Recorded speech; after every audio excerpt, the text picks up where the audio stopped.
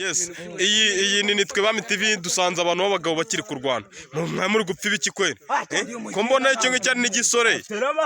Umusore se ko ari umusore uyu nguyu yashobora Hoya mwikongera. Ntabwo nagusize hasi. Umuneka namaye igiceri cyanjye cy'ijana. Yatanze mu isoko arambwira ati hajemo ibidiya. Ntabwo byaherukaga kuza mu isoko nimuguriza igiceri. Igiceri none aretse.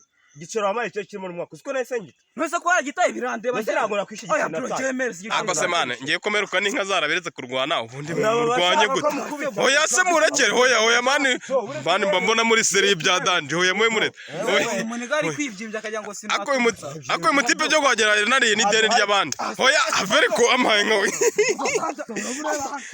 Hoya mane hoya.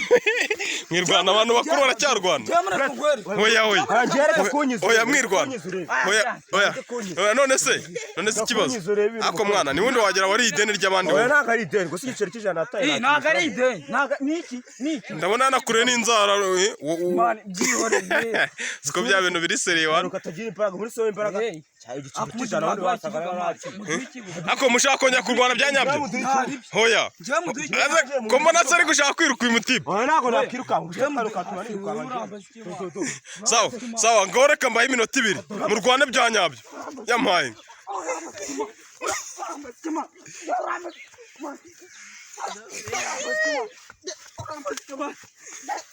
mwese murananganya imbaraga.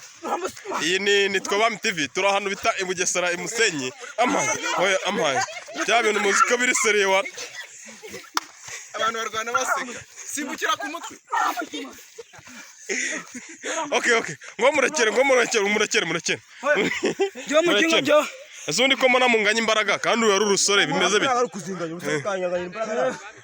Hoya man byo munika imbaraga nanjye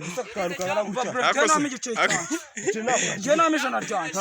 Azundi mane reka ngende kuguriza uremera kuri muha. Ntabwo namwishe igiceri nataye. Barakwana no kuguriza ukanga kukimwe. Hoya se Kimuguriza ameza amafaranga yanjye. Uyu nguyu avare.